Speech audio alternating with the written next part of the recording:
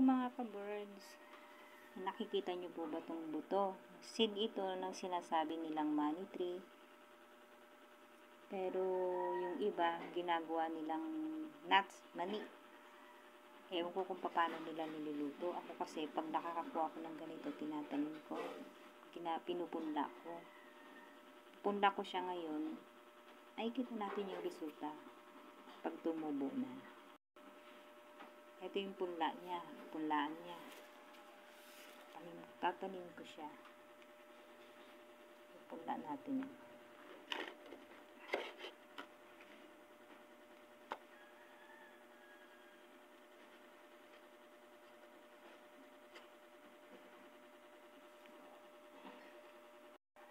So, yan. Subukan muna natin yung 9 na piraso. Pinagdikit-dikit ko yung 3. Ayun yung nasa ilalim. Tatakpan na lang natin.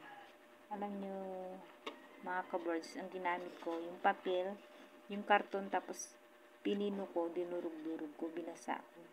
Titingnan natin kung i-effect siya.